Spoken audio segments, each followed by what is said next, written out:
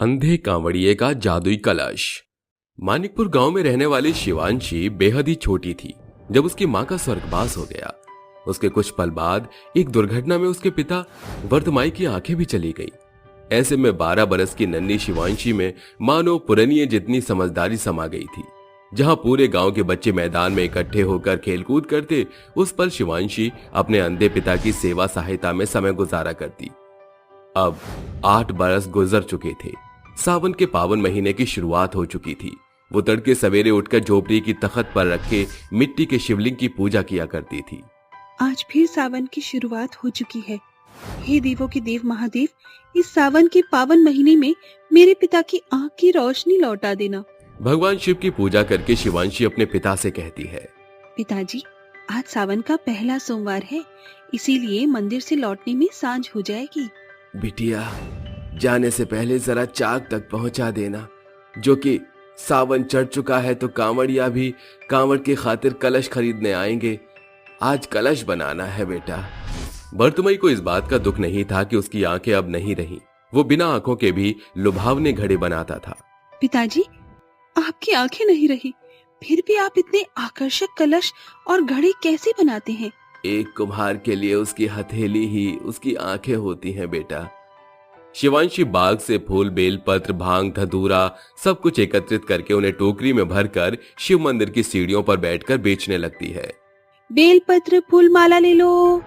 कैसी है शिवांशी बिटिया? और तेरे बाबा कैसे हैं?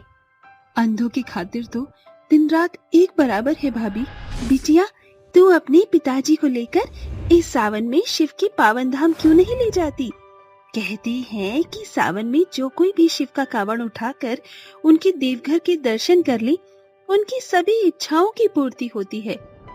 पार्वती की बात शिवांशी के मन में बड़ी आस पैदा कर देती है। वो शाम को घर लौट आती है, जहां उसका अंधा पिता अपने आप से बातें कर रहा था। ए शिव शंभू, बरसों से कितनी आस है मुझे तुमसे मिलने की। हर सावन यही सोचता हूँ कि कांवड़ लेकर तेरे दर पर आऊं, मगर इस घनघोर गरीबी को देखता हूं तो कांवड़ ले जाने की आस को दिल में ही दबा लेता हूं।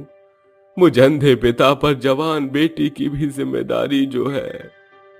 पिता की कांवड़ ले जाने की आस जानकर शिवांशी उसकी गोदी में सिर रखकर कहती है, क्यों पिताजी, आपने कांवड़ ले जाने की बात मुझसे इतने बरस क्यों छिपाई? भोलेनाथ मुझे कभी क्षमा नहीं करेंगे। इस बार बाप बेटी साथ मिलकर कांवड़ यात्रा करेंगे। कब तक तू परछाई बनकर अपने इस अंधे पिता के साथ चलती रहेगी बिटिया? ये सफर तो अपने पिता को अकेले तय करने दे। पिताजी, आप भली तरह वाकिफ हैं कि शिव का धाम पहाड़ों पर बसा है। रास्ते पथरीले होंगे। आप बिना आंखों के इस कांवड़ की यात्रा को कैसे पूरा करोगे? वो कैलाश पर रहने वाला शिव ही मेरी आंखें हैं। वो मेरे इस कांवड़ की यात्रा को जरूर सफल करेगा। शिवांशी पिता की कांवड़ यात्रा का पुख्ता इंतजाम करके कहती है, लीजिए पिताजी, आपका कांवड़ तैयार है।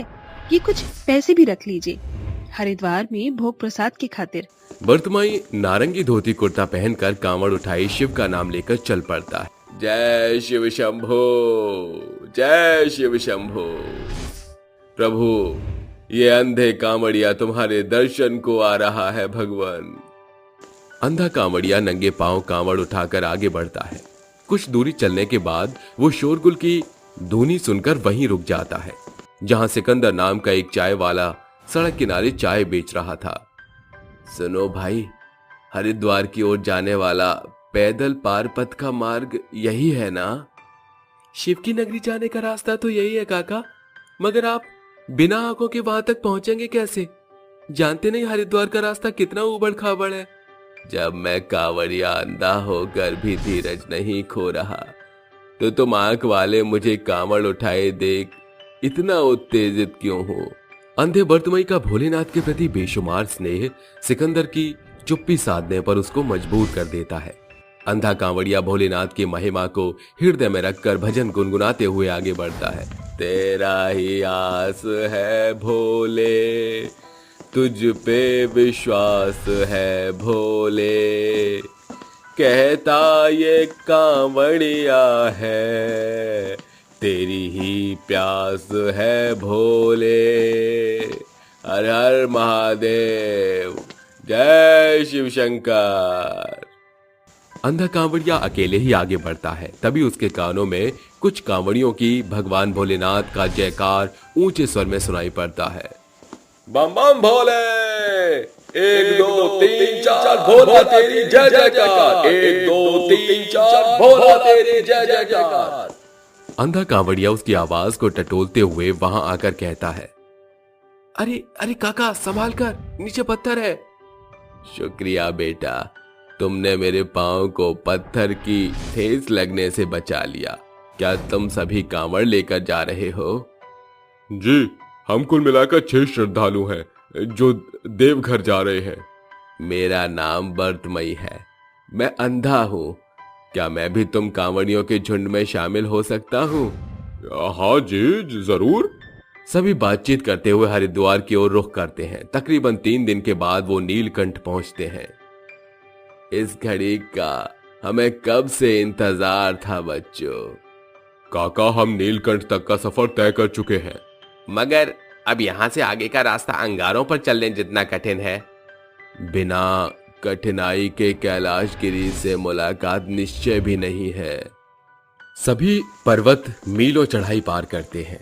अंधे वर्तमई को पत्थर इत्यादि न भाप पाने के चलते उसके पांव में गहरी रूप से छाले पड़ जाते हैं। काका, आ गई देवों के देव महादेव की नगरी हरिद्वार। यहाँ का भव्य दर्शन देखने योग्य है। काश कि मुझ अंधे कांवड़िया के नसीब में होता कि मैं शिव की नगरी को जी भर कर देख पाता। सभी कांवड़िया हरिद्वार की गंगा में डुबकियां लगाकर कलश में जल भरकर एकाएक शिव गृह पर जाकर शिवलिंग पर अर्पण करते हुए, ए शिव शंभु, मैं कांवड़िया अपने खातिर कुछ भी नहीं मांग रहा। बस इस अंधे की झोली में इतना डाल दे कि बेटी का घर बसा सकूं। उसी पल मंदिर का फाटक खुद से बंद हो जाता है और शिवलिंग में हलचल होने के साथ भगवान शिव प्रकट होते हैं। बर्तमई, तुम मेरे सच्चे आराधक हो। आंखें खो देने के बाद भी तुमने विश्वास का दामन नहीं छोड़ा। अरे भगवान, जब देवताओं को परखा जा चुका है तो हम तुच्छ मनुष्य क्या। विश्वास का परखा जाना इंसान को दृढ़ बनाती है। मैं आपको हृदय के नेत्र से देखता हूँ। चमकता स्वरूप, स्वर्णिम मुकुट, आंखों में तेज, प्रभु मैं आपसे नश्वर प्रेम करता हूँ भोलेनाथ। भगवान शिव की तीसरी आंख से निकलती हुई लौ अंधे वर्तमई की आंखों में समाहित होते ही उसकी रोशनी लौट आती है। अरे अरे अरे, सब कुछ देख सकता हूं मैं। ओह, धन्य हो भगवान, धन्य हो भगवान, आपकी लीला अपरंपार है प्रभु। हे शिव शंभु, हे शिव शंभु। वर्तमई, मैं तुम्हें वरदान देता हूं कि तुम्हारे कांवड़ के कलश इसी पल छिन्न जादुई कलश में ढल जाएंगे, जिसके एक कलश से तुम्हें स्वर्ण प्राप्त होगा और दूसरे से भोजन। वर्तमई खुशी मन से जादुई कावड़ और कलश को कंधे से लटकाई घर लौट आता है, जहां शिवांशी पिता को बैठने के लिए उसका हाथ धरती है। शिवांशी, मेरी बेटी, मेरी आंखें लौट आई बिटिया। सचमुच पिताजी, आप मुझे देख सकते हैं? मैंने अपने नेत्र से ईश्वर के दर्शन पाए हैं। उन्होंने मेरे कांवड़ कलश को जादुई कलश में बदल दिया बच्चे। सचमुच? ऐ मेरे जादुई कांवड़ के कलश, मुझे ढेर सारे सुनहरे सिक्के दे। भगवान शिव के दिए वरदान के तहत जादुई कलश चमकते हुए ढेरों सिक्के बरसाने लगता है। अब बेटिया, तू दूसरे कलश से भोजन मांग। ए शिव के वरदानी कलश, मुझे इसी पल भोजन दे। शिवांशी के कहते ही दूसरे कांवड़ से बंधा कलश अपने भीतर से तरह तरह के स्वादिष्ट भोजन प्रदान करता है। ये तो चमत्कार हो गया पिताजी। अब इस जादुई कावड़ के कलश से निकला पहला भोग हम शिवजी को चढ़ाएंगे। दोनों सच्ची श्रद्धा से शिवजी को भोग लगाते हैं और जब भी उन्हें धन या भोजन की आवश्यकता पड़ती, वो कांवड़ में बंधे जादुई कलश से अपनी जरूरतें पूरी करते और साथ ही आने वाले हर साल के सावन मास में गरीबों की कांवड़ यात्रा की खातिर उन्हें सोने के सिक्के बांटकर पुण्य कमाया करते थे। बेटा बेटी में फर्क। वो कहते हैं ना कि हमारा देश चाहे आज कितना भी आगे बढ़ गया हो, लेकिन कुछ लोगों की सोच अभी तक रूढ़िवादी ही है।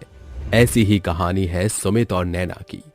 सुंदरपुर गांव में नैना सुमित नाम के लड़के से काफी प्यार करती थी, लेकिन उसकी शादी के लिए उसके परिवार वाले राजी नहीं थे। और ऐसे ही एक दिन सुमित, हमारे परिवार वाले हमारी शादी के लिए राजी नहीं हैं और मैं तुमसे इतना प्यार करती हूँ कि मैं तुम्हारे लिए कुछ भी करने को तैयार हूँ। मुझे तुम्हारे साथ रहना है, खुश तो करो सुमित।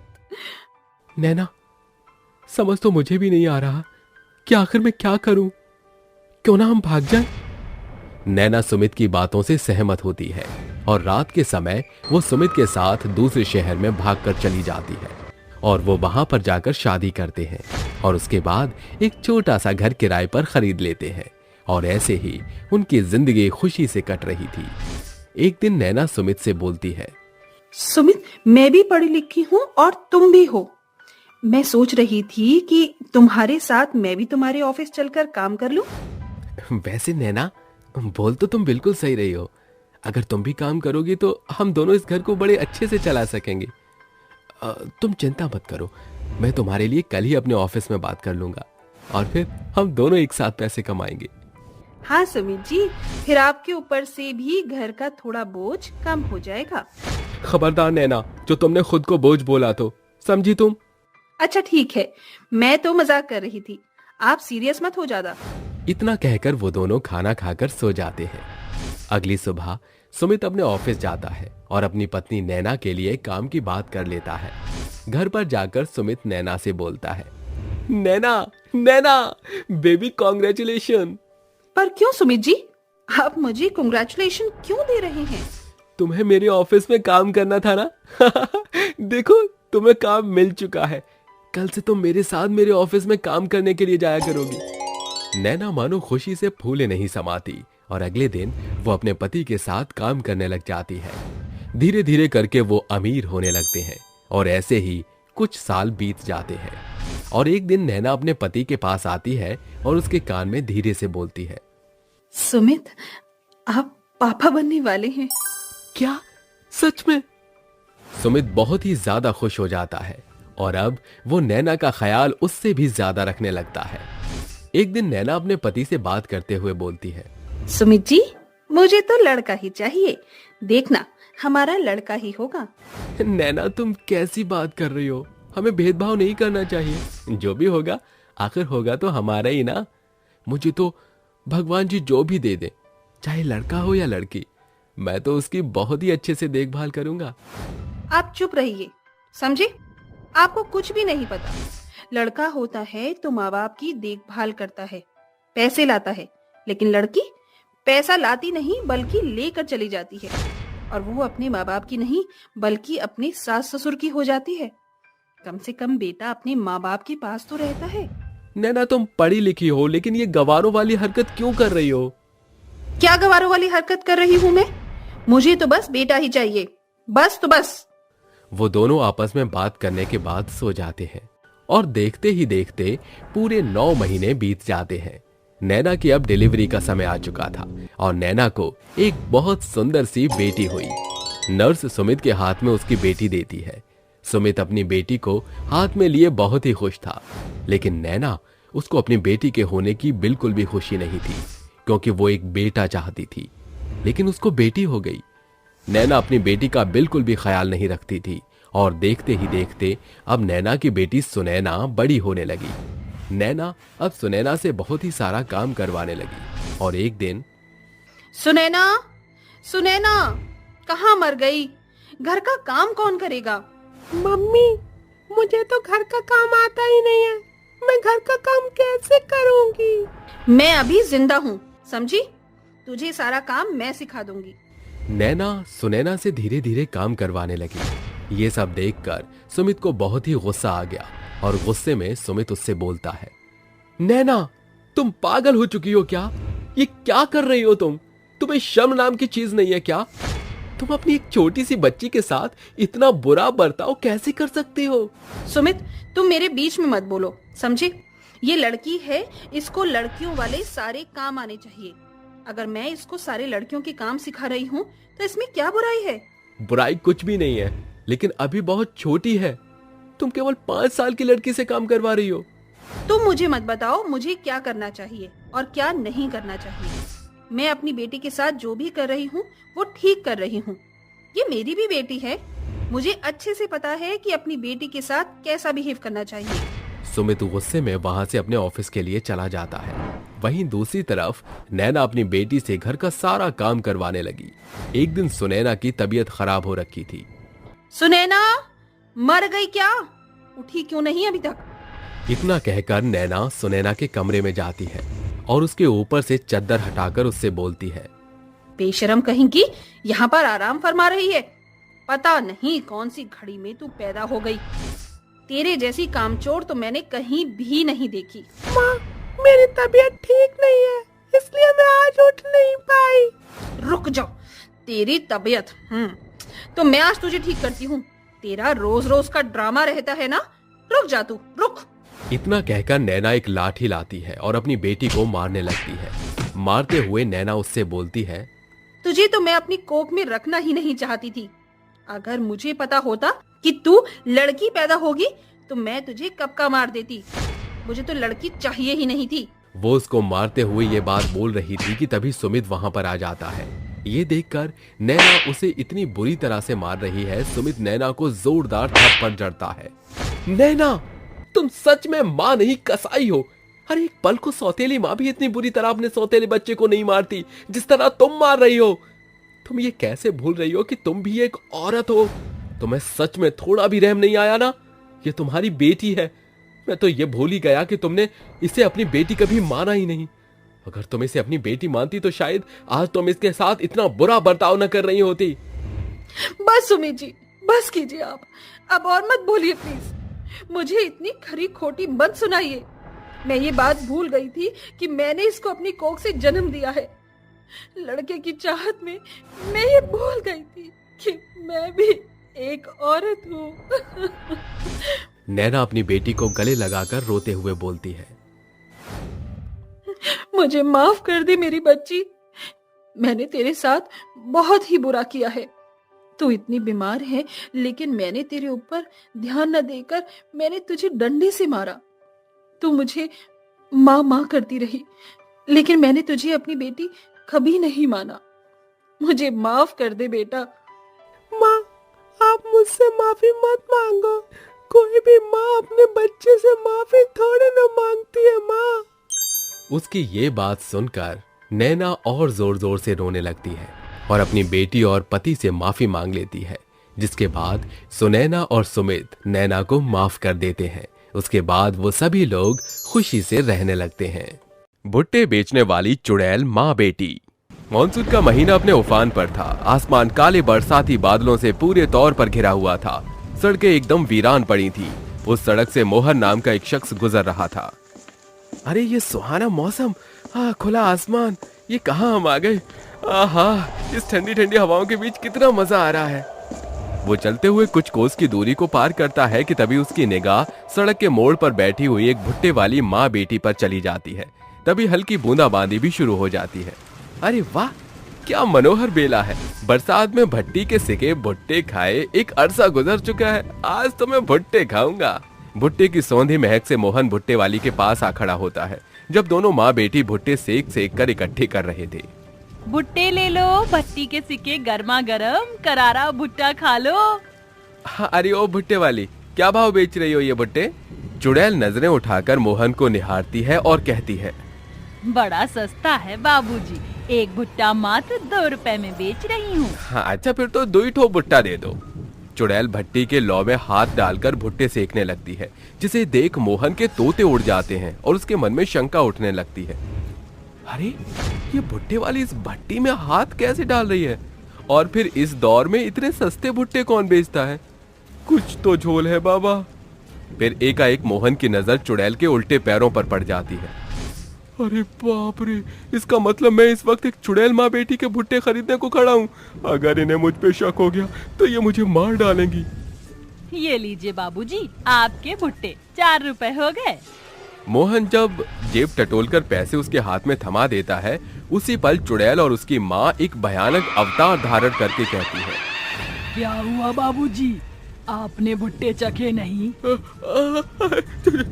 चुड़ैल, अरे मोरी मैया, अरे बचाओ। तुम्हें अब हम चुड़ैल माँ बेटी के कहर से कोई नहीं बचाएगा। भुट्टे खा, अगर मेरी मेहनत से पकाया ये भुट्टा जाया गया तो फिर मैं तेरा बुरा हश्र करूंगी। मोहन चुड़ैल की चेतावनी सुन भुट्टे खाने लगता है कि उसकी आंखें बोझिल होने लगती हैं और चुड़ैल उसी पल उसे भुट्टे में बदलकर भट्टी में झोंक देती है।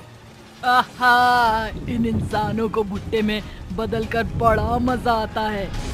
माँ, अभी तो रात का आधा पहर भी नहीं बीता, चलो और भुट्टा बेचते हैं। चुड़ैल भुट्टे बेचने का सामान बटोर कर एक नई शिकार की ताक में निकल पड़ती है और वो एक गांव में दस्तक देती है जहां एक घर की बत्ती जल रही होती है।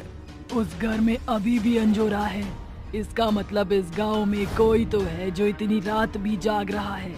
चलो माँ, इन्हें अपने भुट्टों के जाल में फंसाते हैं। चुड़ैल की बेटी बुलंद आवाज में भुट्टे बेचने के लिए आवाज लगाती है।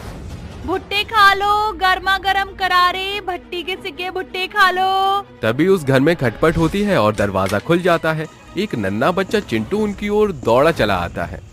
चिंटू, रुक जा बेटा, इतनी तेज दौड़ना अभी तेरे खातिर सही नहीं। अभी तो बीमारी के बिस्तर में पड़ा है, क्या चाहिए? अरे बहन जी, लगता है आपके बच्चे को भुट्टे की भूख है। हाँ माँ, मुझे ये दानेदार भुट्टे खाने हैं। चिंटू, जिद नहीं करते, अभी तेरी तबीयत ठीक नहीं है। ये मकई के दाने तेरे पेट की परेशानी को और बढ़ा देंगे। ये औरत मेरा बनता काम बिगाड़ देगी, मुझे इसकी दुखती रखपरवार करना होगा। अरे बहन जी, ये सब तो कहने कहलाने की बातें हैं, क्या पता इस भुट्टे को खाकर आपका बेटा एकदम टनाटन हो जाए। अच्छा ठीक है, एक भुट्टा दे दो। भूखा चिंटू चुड़ैल के भुट्टे खाने लगता है। उसी पल उसकी आंखें बेतहाशा भारी होने लगती हैं।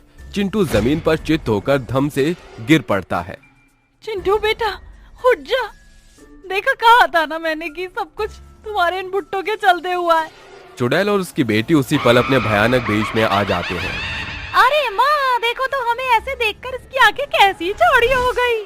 क्यों री, मुझे फटकार लगा रही थी, अब तू भुगतेगी, बुरा अंजाम भुगतेगी। चुड़ैल चिंटू को भुट्टे में बदलकर सरोजा से कहती है, अगर तुझे अपने बच्चे की जान प्यारी है तो खा इस भुट्टे को, वरना मैं इसे भट्टे में जल रहे लपटों के हवाले कर दूंगी। फिर तेरा चिंटू कभी नहीं लौटेगा। नहीं नहीं, भगवान के लिए ऐसा मत करो, मैं तुम्हारे आगे हाथ जोड़ती हूँ। भगवान से हमारा 36 का आंकड़ा है, समझी? हम सिर्फ शैतान की पुजारन हैं। अरे ओ दुष्ट औरत, ज्यादा बकैती ना कर वरना। सरोजा जैसे ही चुड़ैल के भुट्टे को खाती है, छलाइन चुड़ैल उसे भुट्टे में बदल देती है। माँ, ये बुर्बक इंसान कितनी जल्दी मोह माया में फंस जाते हैं। हाँ मेरी लल्ली, ये मकई के दाने हमारा हथियार हैं, जिससे हम इन इंसानों का शिकार कर पाते हैं। सरोजा चिंटू के लापता होने के चलते अगले दिन गांव के प्रत्येक घरों में सनसनी छा जाती है। सभी मिलकर थाने में रिपोर्ट दर्ज करा आते हैं। जानत हो बिनामल, पुलिस को वहीं तलक कोनो पुख्ता सबूत हाथ नहीं लगा। जाने काहे हमके ता ई दूत भूत के खेल लागत है। इसकी गुंजाइश क्या है? देखे नहीं, गांव के पूरे मैदान में विचित्र पैर के छाप पड़ल हैं और ही कुछ मकई के दाने भी गिरे हैं।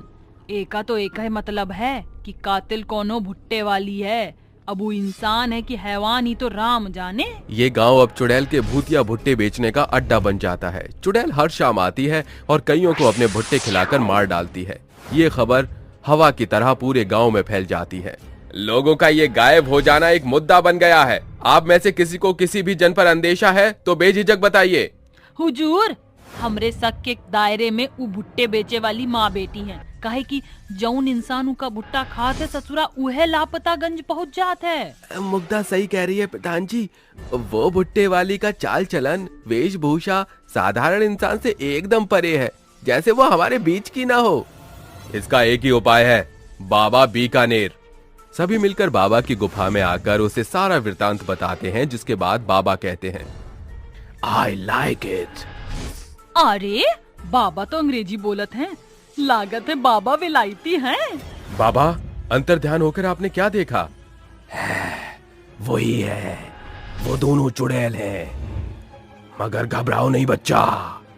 इसके बाद बाबा मंत्रों द्वारा चुड़ैल और उसकी बेटी को बुलाते हैं। बता पॉपकॉर्न वाली चुड़ैल लोगों को क्यों मार रही है? माँ, ये बाबा तो ढोंगी है। अरे ओ ब्लैक टाउन के चिकने बाबा, मुझे गुस्सा मत दिला, वरना तेरा हश्र बाहर के भुट्टे से भी दुगना होगा। क्या तीखी मिर्ची है, बाबा बीकानेर तुझे गुलाम बना कर रखेगा और तू मुझे बरसात में भुट्टे खिलाएगी। I like it. ये चिमरकी बाबा तुम्हारे सामने मुझे छेड़ रहा है और तुम गांव वाले भूत बनकर खड़े देख रहे हो। चुड़ैल और उसकी बेटी अचानक से बाबा पर वार करती है। बेकार है बाबा तुझ पे, एक नन्ही सी जान ने तुम्हारा तख्ता पलट कर दिया। ए मिनी चुड़ैल, अपनी गज भर की सड़ी जुबान को लगाम दे। मैंने तो सोचा था कि प्यार से मामला निपट जाएगा, मगर अब मार होगा, क्योंकि लातों के भूत बातों से नहीं मानते। किसको पड़ेगी लात और किसका फूटेगा कदुआ, ये तुझे मैदान में उतरने पर पता चलेगा। उसी पल चुड़ैल और बाबा में घमासान युद्ध छिड़ जाता है। शांत माहौल तबाही के मंजर में बदल जाता है, जिसे देख सभी अपनी जान बचाने की खातिर इधर उधर दुबक जाते हैं और बाबा चुड़ैल और उसकी बेटी को एक बोतल में कैद कर लेता है। बीकानेर बाबा की जय हो। बाबा, आज अगर आप नहीं होते तो वो चुड़ैल माँ बेटी हम सभी को भुट्टे बना चुकी होती। खतरा टल चुका है, अब आप सभी का जीवन सुरक्षित है। और इस तरह चुड़ैल और उसकी बेटी के खात्मे के साथ भूतिया भुट्टों का सिलसिला सदा के लिए टल जाता है। मगर जब भी उस गांव के निवासी भुट्टे देखते तो उन्हें चुड़ैल के खूनी भुट्टों का खौफ अंदर तक झकझोर कर रख देता था। जादुई टोकरी। कौशाम्बी गांव अपने प्राकृतिक हरियाली की खातिर जाना जाता था। गांव का आधा छोर जंगल के भूभाग से घिरा हुआ था। उस गांव में रसिका नाम की एक औरत अपनी 2 बेटियों नित्या और विभा के संग एक घास फूस के पुराने छप्पर में रहती थी। भोर के 5 बज गए, जल्दी से उठो और जंगल से लकड़ियां बटोर लाओ ताकि मैं टोकरियां बना सकूं। रसिका की बात सुन नित्या झटपट से उठ खड़ी होती है, मगर विभा मुंह घुमाकर सो जाती है।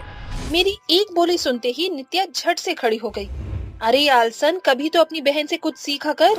तंग आ गई हूँ मैं आपकी इस जातियों से माँ। जब देखो अपनी बड़ी बेटी की गुण गाती रहती हो। मैं तो जैसे आपको फूटी आँख नहीं सुहाती। गुस्से से बिलबिलाती हुई विभा माँ को 4 बातें सुनाकर लकड़ी लाने के लिए जंगल की ओर चल पड़ती है। विभा, रुक जा, ऐसे मुंह नहीं चढ़ाते, वो हमारी माँ है। मैं तुम्हारी मीठी मीठी बातों में उलझने वाली नहीं हूँ, समझी? भले ही हमारा रिश्ता खून से जुड़ा हुआ है, पर मैं तुम्हें कुछ नहीं मानती हूँ। तुम्हारे चलते माँ मेरे संग सौतेले से बढ़कर बर्ताव करती है। विभा के दिल में भरे गुबार से नित्या के मन में गहरी चोट पहुंचती है। दोनों मिलकर लकड़ियां बटोरकर उनकी गठरी बांधकर घर लौट आती हैं। माँ, खाने में ये बनाया है आपने? लौकी की सब्जी, ये सूखी साखी रोटी। अरे बावली हो गई है क्या? बर्तनों को क्यों झनक पटक रही है? गनीमत है कि 2 वक्त का खाना भी नसीब हो रहा है। तेरे पिताजी ताउम्र शराब में धुत रहे, खुद तो बेफिक्री से चल बसे और मुझ पर 2 बेटियों का भार सौंप गए। सुना था कि बेटियां माँ की तकलीफ समझती हैं, मगर तू सारी परिस्थिति देखने के बावजूद भी अपना गुमान मुझ पर झाड़ती है। माँ छोड़िए भी, विभा भी नादान है, समझ जाएगी। दूध पीती बच्ची नहीं हूँ मैं, जानती हूँ कि माँ के मन में मेरे प्रति जहर तुझ नागिन नहीं भरा है। ऐसा कहकर विभा नित्या के मुंह पर दरवाजा भेड़ देती है। नित्या, थोड़ी देर में सांझ हो जाएगी, जरा टोकरियां बनाने में मेरा हाथ तो बटा दे। माँ, आप फिक्र मत करो, सांझ से पहले ही टोकरियां तैयार हो जाएंगी। दोनों मिलकर टोकरियां बनाती हैं, जिन्हें माथे पर रखकर रसिका बाजार में आकर उन्हें बेचने लगती है। टोकरी ले लो, मनमोहक टिकाऊ बारीक बुनाई की टोकरियां ले लो। कुछ समय गुजर जाता है। अब रसिका को बुढ़ापे की जकड़न घेरने लगती है, जिसके चलते उसकी आंखों की रोशनी भी धीमी पड़ जाती है और रोग का बिछौना उसे अपना कौर बना लेता है। ऐसे में घर की जिम्मेदारी जवान नित्या के कंधे पकड़ लेती है। उसकी बनाई टोकरियों की बारीकियों को देख बाजार की जनता उसी की टोकरी खरीदती। टोकरी ले लो, मनमोहक टिकाऊ बारीक बुनाई की टोकरियां ले लो। हरिया नाम का एक युवक उसकी टोकरी की ओर लुभाता चला आता हुआ कहता है, अरे क्या बात है, पूरे बाजार में तुम्हारे यादों की कारस्तानी छाई हुई है। मेरा मतलब जिसके ठेले पर देखो तुम्हारे ही बनाई टोकरी सजी हुई है। शुक्रिया भाई जी, ये गुण भी बस ईश्वर की देन है, वरना किसको मालूम था कि मेरी बनाई टोकरी मेरी रोजी रोटी बन जाएगी। मुझे 6 टोकरियां दे दो, हल्का कारोबारी हूँ, टोकरियों से दुकान की मेरी शोभा बढ़ जाएगी। उस रोज नित्या की काफी बेहतर कमाई होती है। वो खुश मन से घर आती है। माँ, आज मेरी बनाई तमाम टोकरियां बिक गई, इसलिए उस कमाई से मैंने आपकी खातिर महीने भर की दवाई खरीद ली, उससे आप जल्दी ठीक होंगी। सब कुछ सही चलने लगा था। मगर जैसे उनके जीवन की चल रही रेल पटरी से उतर गई। नित्या की टोकरी की बिक्री घटने लगी। एक बुढ़िया उसके सामने आकर हाथ फैलाए हुए कहती है, अरे बेटा, इस बूढ़ी लाचार को कुछ खाने को दे दे। बुढ़िया का अधेड़ उम्र देखते हुए नित्या मन में कहती है, घर में तो गिन चुनकर हम 3 जन के खातिर ही खाना पका है, मगर माँ कहती है द्वार पर आए भूखी को खाली हाथ नहीं लौटाना चाहिए। अरे बिटिया, किस सोच में डूब गई। जी कुछ नहीं, आइए मैं आपको खाना देती हूँ। नित्या अपने हिस्से का भोजन उसे खिला देती है। अब वो बुढ़िया हर दिन के पहर में आ धमकती, जिसे देख विभा बिगड़े स्वर में कहती है, अरे यहाँ क्या कोटा खुला है जो पका पकाया राशन उस बुढ़िया के आगे परोस देती हो? एक बार अच्छे से फटकार नहीं सकती क्या? विभा, किसी बुजुर्ग को खिलाने से भोजन नहीं घटता। गुजरते पलों के साथ नित्या के टोकरियों की बिक्री एकदम से बंद हो जाती है। बुढ़िया उनके घर आती है। बिटिया, आज मुझ बूढ़ी को खाना नहीं खिलाओगी? आपको खिलाने को आज मेरे पास कुछ नहीं बचा था। आज तो हमारे घर में सवेरे से चूल्हा नहीं जला। ये भूख और गरीबी की मार नहीं झेली जा रही। नित्या का अपार दुख देखकर बुढ़िया उसे एक टोकरी देती है। उस टोकरी की बुनाई बड़ी ही खूबसूरत जान पड़ रही थी। बिटिया, इस टोकरी को मुझे खिलाने की कीमत समझकर रख ले, शायद तुझे इसकी जरूरत पड़ेगी। बुढ़िया वहाँ से चली जाती है। नित्या उस टोकरी को लेकर घर के भीतर आती है। ये विभा बिना बची कुची सब्जी सूखने को जमीन पर रख छोड़ती है। नित्या सब्जी को उठाकर टोकरी में रखती है कि टोकरी 10 गुना सब्जियों से लबालब भर जाती है। अरे, मैंने तो इसमें मात्र 4 आलू और 1 लौकी डाली थी, फिर ये इतनी कैसे भर गई? कहीं जादुई टोकरी तो नहीं?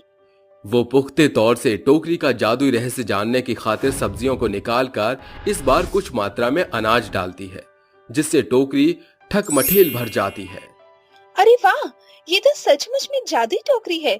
नित्या जादुई टोकरी का रहस्य अपनी माँ और छोटी बहन से साझा करती है। क्या सचमुच में ये जादुई टोकरी है? पर ये साबित कैसे होगा? इस जादुई टोकरी की एक खासियत है, हम जो भी कुछ इसमें 1 अंश या 1 गुना डालेंगे वो 10 गुना प्रतिफल देगा। ये सुन विभा झट से गुल्लक तोड़कर उसमें रखे चिल्लर निकालती है। ये मेरे जमा किए हुए 10 रुपए हैं। अगर ये 100 रुपए हो गए तो ये जादुई टोकरी होगी। विभा आगे बढ़कर उन सिक्कों को जादुई टोकरी के भीतर डालती है। तभी सिक्कों की खनक के साथ वो 10 गुना बढ़ जाते हैं। ये देख खुशी के मारे उसकी आंखें चमक उठती हैं और सिक्के की गिनती के पश्चात वो कहती है, ये तो जादुई टोकरी बड़ी ही रोचक है। इसे हमारे दुख कलेश सब मिट जाएंगे। क्या तुम उधार के तौर पर ये 100 रुपए मुझे दे सकती हो? इसे मैं थोड़े से फल सब्जियां मोल लेकर उन्हें इस जादुई टोकरी में डालूंगी। आज जादुई टोकरी उन्हें 10 गुना बढ़ा देगी। अरे वाह, ये तो भली सोच है।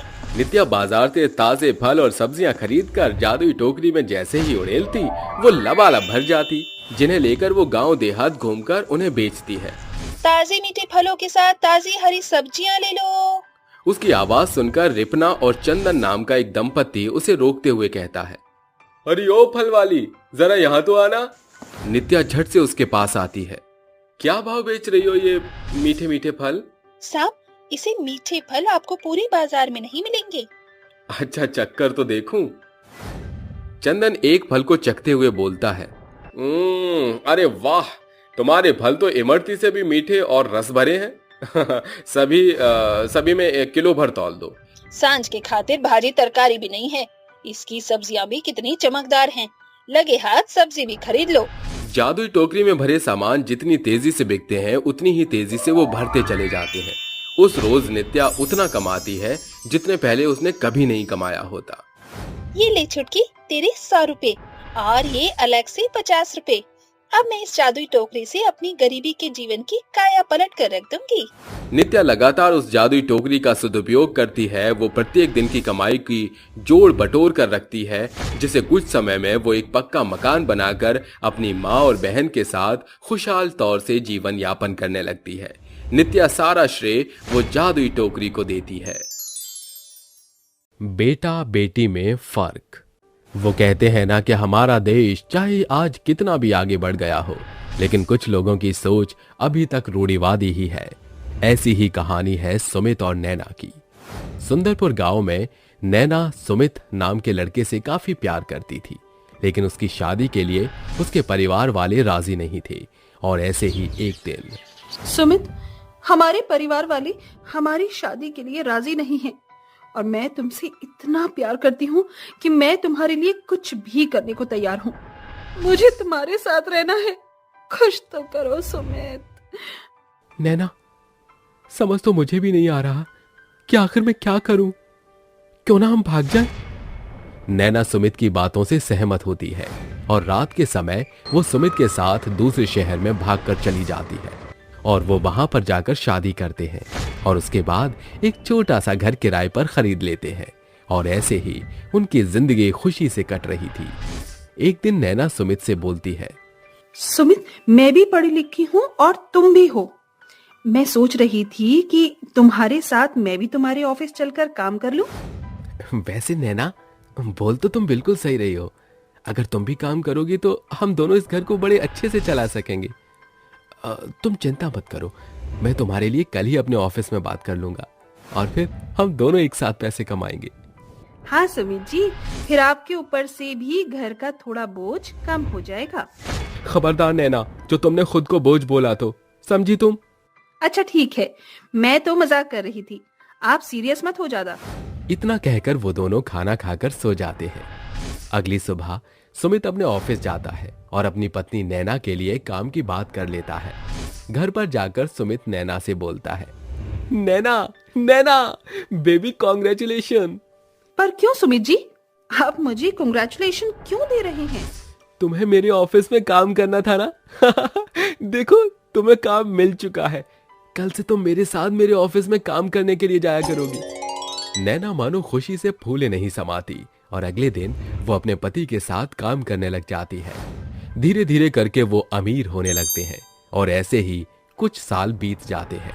और एक दिन नैना अपने पति के पास आती है और उसके कान में धीरे से बोलती है, सुमित, आप पापा बनने वाले हैं। क्या? सच में? सुमित बहुत ही ज्यादा खुश हो जाता है और अब वो नैना का ख्याल उससे भी ज्यादा रखने लगता है। एक दिन नैना अपने पति से बात करते हुए बोलती है, सुमित जी, मुझे तो लड़का ही चाहिए, देखना हमारा लड़का ही होगा। नैना, तुम कैसी बात कर रही हो? हमें भेदभाव नहीं करना चाहिए। जो भी होगा आखिर होगा तो हमारा ही ना। मुझे तो भगवान जी जो भी दे दे, चाहे लड़का हो या लड़की, मैं तो उसकी बहुत ही अच्छे से देखभाल करूंगा। आप चुप रहिए, समझे? आपको कुछ भी नहीं पता। लड़का होता है तो माँ बाप की देखभाल करता है, पैसे लाता है, लेकिन लड़की पैसा लाती नहीं बल्कि लेकर चली जाती है, और वो अपने माँ बाप की नहीं बल्कि अपने सास ससुर की हो जाती है। कम से कम बेटा अपने माँ बाप के पास तो रहता है। नैना, तुम पढ़ी लिखी हो, लेकिन ये गवारों वाली हरकत क्यों कर रही हो? क्या गवारों वाली हरकत कर रही हूँ मैं? मुझे तो बस बेटा ही चाहिए, बस तो बस। वो दोनों आपस में बात करने के बाद सो जाते हैं और देखते ही देखते पूरे 9 महीने बीत जाते हैं। नैना की अब डिलीवरी का समय आ चुका था और नैना को एक बहुत सुंदर सी बेटी हुई। नर्स सुमित के हाथ में उसकी बेटी देती है। सुमित अपनी बेटी को हाथ में लिए बहुत ही खुश था, लेकिन नैना उसको अपनी बेटी के होने की बिल्कुल भी खुशी नहीं थी, क्योंकि वो एक बेटा चाहती थी, लेकिन उसको बेटी हो गई। नैना अपनी बेटी का बिल्कुल भी ख्याल नहीं रखती थी और देखते ही देखते अब नैना की बेटी सुनैना बड़ी होने लगी। नैना अब सुनैना से बहुत ही सारा काम करवाने लगी और एक दिन, सुनैना, सुनैना, कहाँ मर गई? घर का काम कौन करेगा? मम्मी, मुझे तो घर का काम आता ही नहीं है, मैं घर का काम कैसे करूंगी? मैं अभी जिंदा हूँ, समझी? तुझे सारा काम मैं सिखा दूंगी। नैना सुनैना से धीरे धीरे काम करवाने लगी। ये सब देखकर सुमित को बहुत ही गुस्सा आ गया और गुस्से में सुमित उससे बोलता है, नैना, तुम पागल हो चुकी हो क्या? ये क्या कर रही हो तुम? तुम्हें शर्म नाम की चीज नहीं है क्या? तुम अपनी एक छोटी सी बच्ची के साथ इतना बुरा बर्ताव कैसे कर सकती हो? सुमित, तुम मेरे बीच में मत बोलो, समझे? ये लड़की है, इसको लड़कियों वाले सारे काम आने चाहिए। अगर मैं इसको सारे लड़कियों के काम सिखा रही हूँ तो इसमें क्या बुराई है? बुराई कुछ भी नहीं है, लेकिन अभी बहुत छोटी है। तुम केवल 5 साल की लड़की से काम करवा रही हो।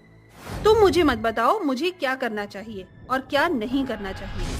मैं अपनी बेटी के साथ जो भी कर रही हूँ वो ठीक कर रही हूँ। ये मेरी भी बेटी है, मुझे अच्छे से पता है कि अपनी बेटी के साथ कैसा बिहेव करना चाहिए। सुमित गुस्से में वहां से अपने ऑफिस के लिए चला जाता है। वहीं दूसरी तरफ नैना अपनी बेटी से घर का सारा काम करवाने लगी। एक दिन सुनैना की तबीयत खराब हो रखी थी। सुनैना मर गई क्या? उठी क्यों नहीं अभी तक? इतना कहकर नैना सुनैना के कमरे में जाती है और उसके ऊपर से चद्दर हटाकर उससे बोलती है, बेशरम कहीं यहाँ पर आराम फरमा रही है। पता नहीं कौन सी घड़ी में तू पैदा हो गई। तेरे जैसी कामचोर तो मैंने कहीं भी नहीं देखी। माँ, मेरी तबीयत ठीक नहीं है, इसलिए मैं आज उठ नहीं पाई। रुक जाओ, तेरी तबीयत तो मैं आज तुझे ठीक करती हूँ। तेरा रोज रोज का ड्रामा रहता है ना। रुक जा तू, रुक। इतना कहकर नैना एक लाठी लाती है और अपनी बेटी को मारने लगती है। मारते हुए नैना उससे बोलती है, तुझे तो मैं अपनी कोख में रखना ही नहीं चाहती थी। अगर मुझे पता होता कि तू लड़की पैदा होगी तो मैं तुझे कब का मार देती। मुझे तो लड़की चाहिए ही नहीं थी। वो उसको मारते हुए ये बात बोल रही थी कि तभी सुमित वहां पर आ जाता है। ये देखकर नैना उसे इतनी बुरी तरह से मार रही है। सुमित नैना को जोरदार थप्पड़ जड़ता है। नैना, तुम सच में माँ नहीं कसाई हो। हर एक पल को सौतेली माँ भी इतनी बुरी तरह अपने सौतेले बच्चे को नहीं मारती जिस तरह तुम मार रही हो। तुम ये कैसे भूल रही हो कि तुम भी एक औरत हो? तुम्हें सच में थोड़ा भी रहम नहीं आया ना? ये तुम्हारी बेटी है। मैं तो ये भूल ही गया कि तुमने इसे अपनी बेटी कभी माना ही नहीं। अगर तुम इसे अपनी बेटी मानती तो शायद आज तुम इसके साथ इतना बुरा बर्ताव न कर रही होती। बस सुमित जी, बस कीजिए आप। अब और मत बोलिए प्लीज। मुझे इतनी खरी खोटी मत सुनाइए। मैं ये बात भूल गई थी कि मैंने इसको अपनी कोख से जन्म दिया है। लड़के की चाहत में मैं ये भूल गई थी कि मैं भी एक औरत हूँ। नैना अपनी बेटी को गले लगाकर रोते हुए बोलती है, मुझे माफ कर दे मेरी बच्ची। मैंने तेरे साथ बहुत ही बुरा किया है। तू इतनी बीमार है, लेकिन मैंने तेरे ऊपर ध्यान न देकर मैंने तुझे डंडे से मारा। तू मुझे माँ माँ करती रही, लेकिन मैंने तुझे अपनी बेटी कभी नहीं माना। मुझे माफ कर दे बेटा। माँ, आप मुझसे माफी मत मांगो। कोई भी माँ अपने बच्चे से माफी थोड़े ना मांगती है माँ। उसकी ये बात सुनकर नैना और जोर जोर से रोने लगती है और अपनी बेटी और पति से माफी मांग लेती है। जिसके बाद सुनैना और सुमित नैना को माफ कर देते हैं। उसके बाद वो सभी लोग खुशी से रहने लगते हैं।